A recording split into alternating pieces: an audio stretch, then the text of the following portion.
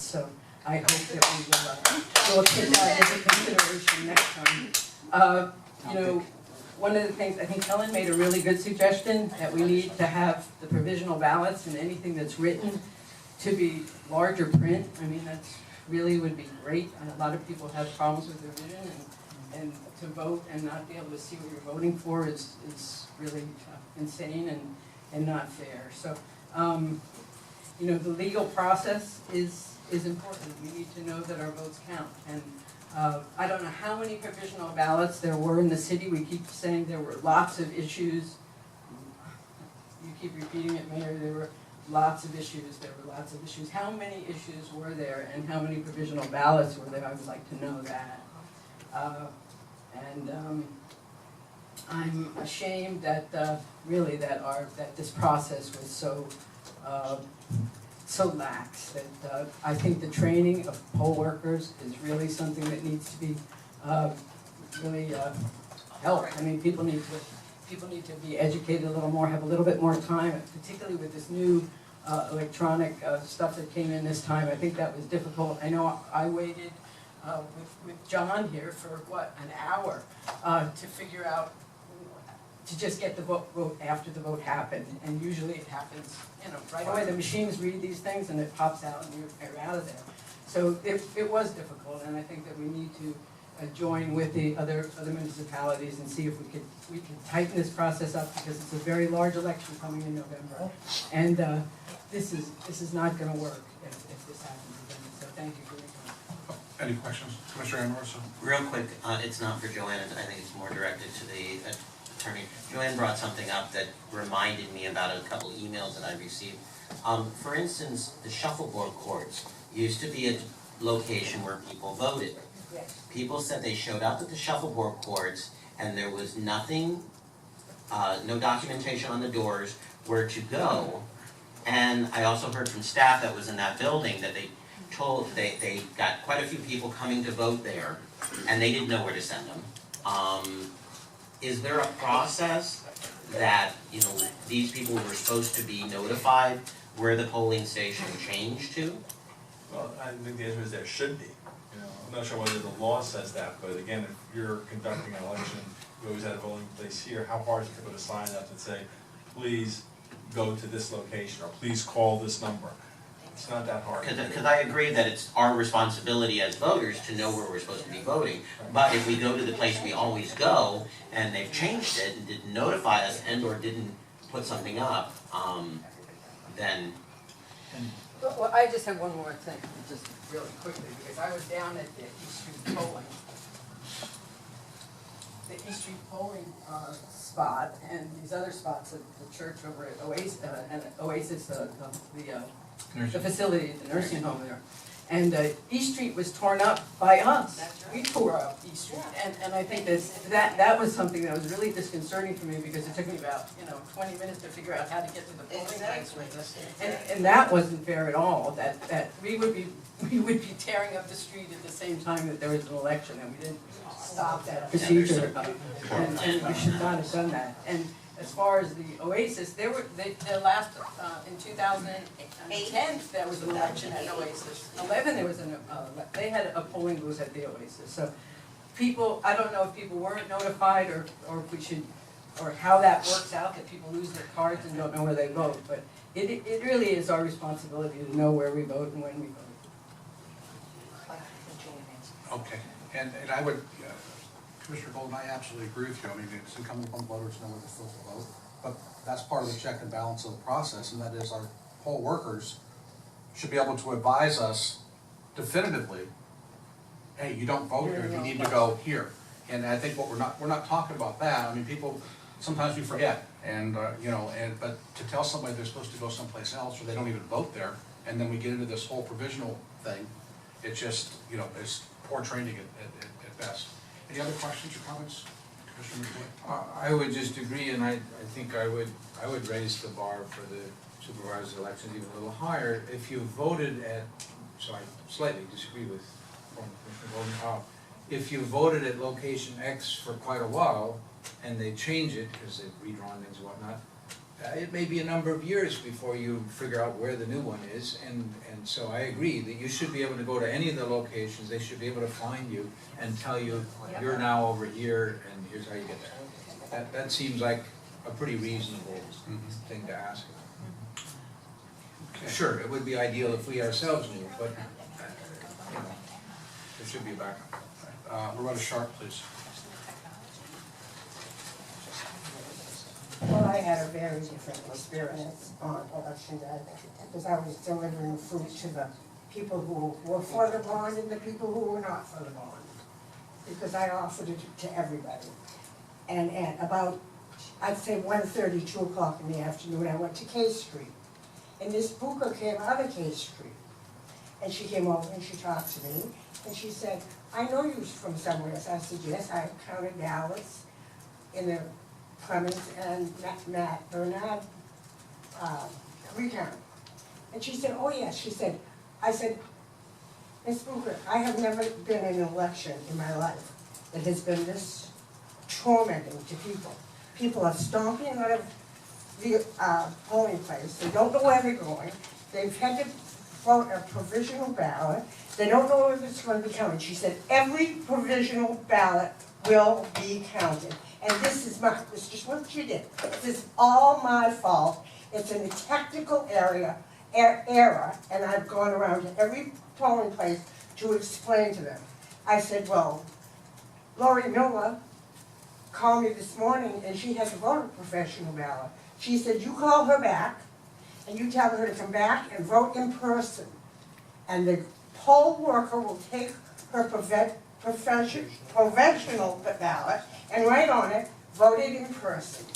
So there was no lockbox on K Street because they couldn't get it out to write on it that the person voted in person.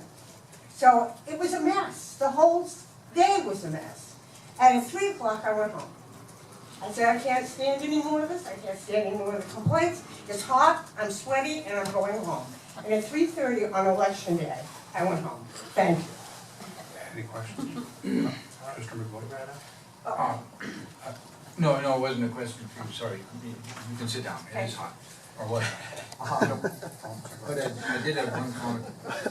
Again, I don't run elections, I've never done that, don't know anything about it, but I am sensitive to the concept that if you're letting people one another way come back and vote, you don't want people to vote twice, that's sort of not a good thing. So there needs to be some mechanism that if you've already voted provisionally, to me it doesn't seem like such a great mechanism to say, well, we'll go over here to the box and pull that one out.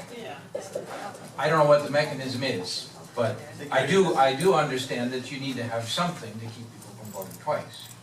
Intentionally or otherwise. It just seems like.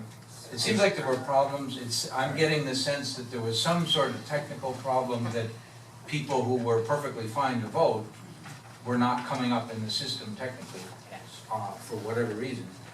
And it sounds like some of the fixes were on-the-fly fixes, and That's what it sounds like. does sound like there were problems. I am getting that conclusion. You know, I want to kind of speak to the time frame, Ms. Sharp, that you just shared. You had contact with Ms. Booker around 2 o'clock in the afternoon. Well, I know I received a phone call very early in the morning, it was around 8:30, 9 o'clock. And actually it was somebody that was standing up at K Street Congregational Church. Right. And they were saying, look, the line's out the door, people, there's mass confusion, people are leaving, something's going on. Well, I don't know what to do, I'm not an elections, so I called the city clerk, our city clerk's office, and got word to her, and was told that she would kick it up to the supervisor of elections. It just so happens I came back to City Hall, I came through town an hour or so later, and I stopped by to visit our city clerk, to find out what happened, what was going on. And the information, I didn't speak to him directly, but the information I got was that supervisors were aware of what the problem was, and they communicated the fix to the field, and that everything at that point was fine. At 9:30 in the morning. At 10 o'clock-ish. At 2 o'clock in the afternoon, she was going from polling place to polling place, telling them what to do. It was a technical problem. It was her fault. She said, it's my fault. It's a technical problem. And I'm going from polling place to polling place and telling people what to do. And I said, well, what about the people who voted provisionally? And she said, every provisional vote will be counted. Then she told me to call Lori Miller, which I did, and Lori went back and voted to be counted. And she said, I said, well, she's not gonna vote twice. And she said, no, the poll worker will write on the outside of the ballot that she voted in person. And that provisional ballot will not be counted. Now, there was plenty of witnesses there. I think Joanne's left, but I think Joanne was in the against and I was in the for. And she came to us and that tested side by side. Well, you know, the comment that I would make, you know, is based on what you're saying, what I'm saying, in my mind, I'm saying, if Ms. Booker was there at 2 o'clock, and I was told that things were rectified at, we'll call it 10 o'clock, was that the second visit to that location, or was that the I first know it was visit? on K Street, and it was between 1:30 and 2 o'clock in the afternoon. Commissioner Ambrose? Well, I can tell you, Ms. Sharp, that Lori Miller is on our list, and if you hadn't called her to send her back to the poll to vote, her vote would not have counted. Thank you. Not due to her fault, due to a clerk's fault. Correct, I know, clerical I error. understand, I understand. Glenn, did you have a comment? Same as Commissioner Amoroso, it's the same thing. Any other comments or questions? Thank goodness people are back to vote. Sure. Okay, I'm having a little trouble with the handwriting, but that's okay. Is it Elise? It's me. Hi. Hi. How are you? Wonderful. Eyesight for a while. Hi. I also voted at Elise Latour, 524 North J Street, precinct 3064. And I can certainly attest to the problems that were there. I got there very early in the morning at around 9, and I was not found in the system. I was asked if I'd moved. I said, well, yeah, I moved in the beginning of 2013. She said, oh, well, that's the problem then. You have to fill in a change of address card. And I said, well, no, I have my voter registration card. It's got my current address, and so does my driver's license. She said, well, you maybe fill in a change of address anyway. And I said, well, where would I say I was moving from and to, because this is where I live. Anyway, I did vote provisionally, and there was no box. Because she said to me, she said, a lot of people are having this problem, and she showed me a stack of provisional ballots that were there on the table. Somebody said, Can I ask you, what's your name again? Because I'm not seeing your name on this list. Elise Latour, well, I went back and I voted, so I'm not sure. Your last name? Latour, Latour. Latourre. But she still should have been, again, this is They another one. pulled my They ballot. pulled it. They knew me very well because the two women at the desk, someone said earlier this wasn't a Lake Worth issue, it was a supervisor of election issue, but I would argue that it was a little bit of both, because the two women at the desk, who were Lake Worth residents, spent a long time talking to me about their position on the bond and how they felt I should vote, and why I should vote. This was poll workers, and I have their names, I won't share them here, but I have their names. What was the precinct number? 3064, and when I left the precinct, I was pretty horrified at the whole thing, so I immediately called the supervisor election, and I wrote to Susan Butcher, and she replied to me about 10 o'clock in the morning, and thanked me for my concerns, told me she was going to have the poll workers removed, and said that she would go back out, she was going to go out there and personally investigate the situation. Well, as it happens, at around noon, I ran into my neighbor who recently had some health issues, and she was upset because she'd gone to vote and she refused to vote provisionally. And I said, listen, I'll take you back. You know, I'll go with you, let me help you with this. Well, we got back and everything was working. It was at around noon, so I'm not sure why there would have been problems again at 2, because at noon everything was working and there was nobody from the supervisor election office there. And so the two women recognized me because they had such a good time chatting with me about the bond in the morning that they now recognized me and said, oh yeah, sure, you can vote. They said, hold on, let me go get your provisional ballot. And without asking my name, they ran somewhere else and they brought me back my ballot, which was still in the sealed envelope, and they said, you can just open up the envelope now and put it in the machine. So that's what I did. I don't know whether that means I'm on the list or not on the list, because I retained the envelope at that point. So how would they have known to put me on the list? My question is, when you went back, those two poll workers, the same ones that told you how to vote, and Susan Booker said she was gonna remove them, and they were still there 4 hours later? Absolutely. Okay. And they were Lake Worth residents, and they had a lot to say about the bond. One explained to me that, you know, I mean, she gave me the whole situation. She, you know, rents her house from her ex-husband, and she talked to him, and he's a lifelong Too much Republican. information. I mean, my God, she went on and on and on. You know, I knew exactly why they voted, and Let me ask you a question. You said just a moment ago that you retained the envelope. Yeah. Does that mean you physically have it in your possession? No, I threw it away, but I mean, Oh. they gave it to me and they never asked for it back, so I don't know how they would have put me on the list. So, I think you're only supposed to get a little round sticker when you leave, not an envelope. I didn't get a sticker the first time. I never got a sticker when I went back. Well, Did you get any information talking about the ballot, provisional ballot process, where to get information or anything? No, I had to argue You with didn't them. even get a sticker. I didn't even get a sticker, and I sort of had to argue with them because she wanted me to leave and go fill in the change of address card, which I didn't see how that was gonna help anything. So I sort of had to push it, and then they brought me over to a different desk, which is, I guess, where there's a clerk from the supervisor elections office, not a poll worker. And she said, yeah, no, don't worry about it, you can vote provisionally. And I was like, well, what's gonna happen with my provisional ballot? So I was just as happy when I went back and I was able to vote through the machine. But I wouldn't have gone back, nobody called me, I wouldn't have gone back were it not for the fact that I ran into my neighbor and I was just bringing her back, because she's an older person and she was stressed out and I didn't want to see her get stressed out. But I did write to Susan Booker, so they were aware that they had poll workers, and I still have her reply in my email. So they were aware at 9 o'clock in the morning that they have poll workers advising people how to vote. I know somebody said that earlier, I don't know if that person's still here. Same precinct. Yeah, they were very opinionated about it, and she knew, so it wasn't that this was a mystery. I wrote to her, I think the timestamp on my email was like 9:07, and she replied by 10:17. So she was aware that there was an issue there. There's no question that they didn't hear about this till days later, type of thing.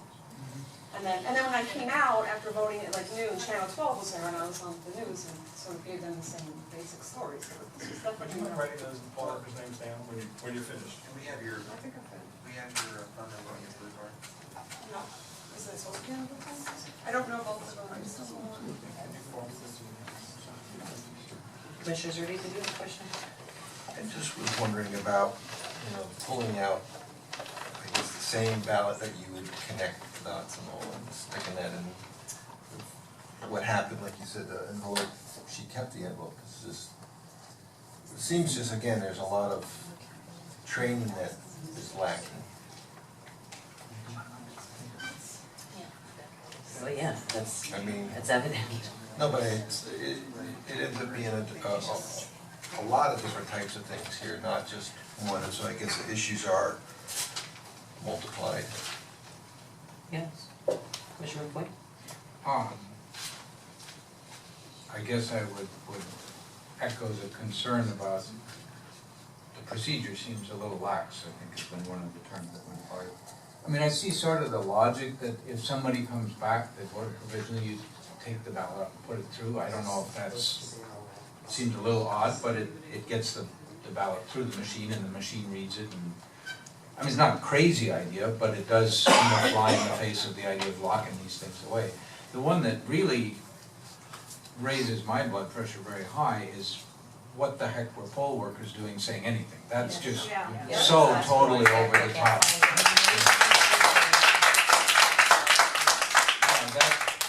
I've never seen that. I mean, I feel a little naive because I voted for years up at A Street and it's always run very smoothly and nobody, I've never seen anybody talk to anybody about conduct. I mean, they talk about, your signature's this and it's that, but I've never heard anybody, I'm a little astounded. I mean, any level of training surely would have said you can absolutely not say anything about anything.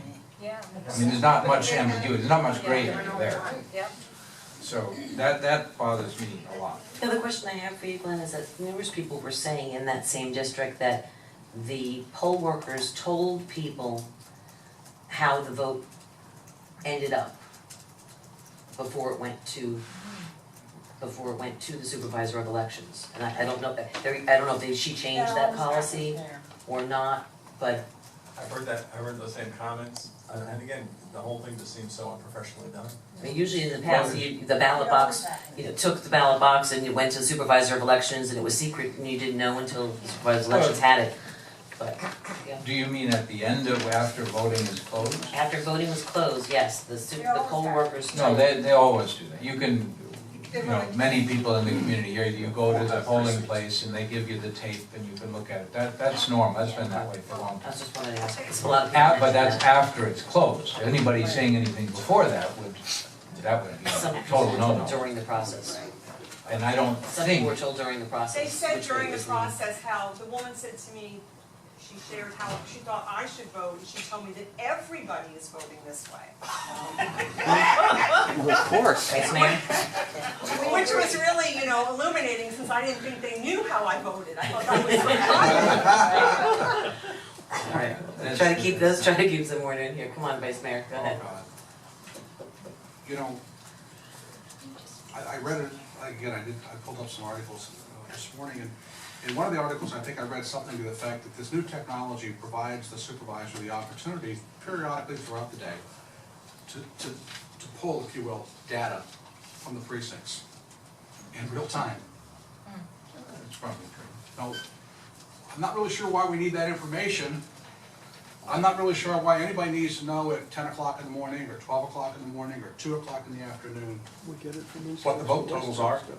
Because if you know what the vote totals are, then you probably know who's being voted for, who's being voted against. And to me, when you talk about a lax process, East Coast reporting, and you talk about electronics, 7 o'clock. you know, the more we get into the technology, the more it scares me. I mean, what's wrong with the ink on the finger, and what's wrong with a paper ballot and a paper trail? I mean, this just, it seems like the more we have a conversation tonight, and the more we're hearing, the more bizarre and the more possibilities are being identified for, you know, misdeeds for somebody that maybe isn't the most, you know, doesn't have the highest level of integrity. All right, let's make our comments at the end and just get the people's comments first as much as we can, okay? John Faust, followed by Peter Tim.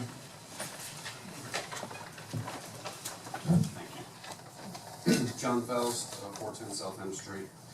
Want to share my experience about voting. I used to vote at the Baptist Church at 2nd Avenue South and M Street, and as many of you know, they changed our polling location over to the Shuffleboard Courts. So at 11:30, I went to the Shuffleboard Courts. Finding no signs there, no one there. I did find a staff member, I guess a tenant or somebody inside, and she directed me to the A Street Church. Drove over to the A Street Church, and 3 different people and 3 different iPads. Their best guess was that I vote back at the Baptist Church on 2nd Avenue South and M Street. So I drove over to the Baptist Church there. My precinct number was not on that building. I did get to vote there after seeing 2.5 more people and 3 more iPads. They did allow me to vote. They did give me a card that was party affiliate proper, but my precinct number wasn't on the stands out front. They had 2 different scanners. My precinct number wasn't on either one. They said it didn't matter, just do that one there. And I scanned it in one of those 2 different scanners that they had. And I did get a sample ballot mail. I did not get any notification that my polling place changed. I did not get a new voter's registration card. So, you know, it's like, in my pea brain, I absolutely knew because my current voter's registration card says to vote at the Shuffleboard Courts. So I'm not taking the blame for being uneducated that I'm not supposed to vote at the Shuffleboard Courts anymore. One of my big concerns, the process was 11:30 to about 12:05,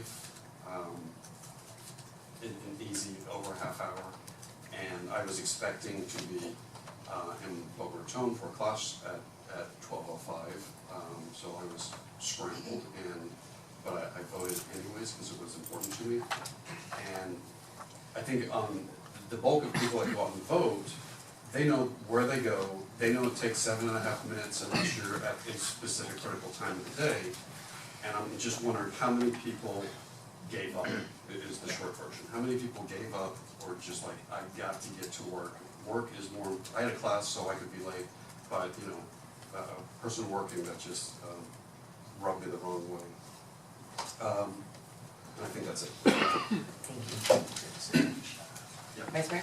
Yeah, I just wanna make sure I'm clear. So you're saying that your polling physical location was changed and you were not notified? That is true, that is correct. Yep. Okay. Would you like to see my voting card? No. It's in my pocket. Thank you, Mr. Cousins. Peter Tim, followed by Brian Elder. What are we here for tonight? We are seen to be because by 25 votes, you lost.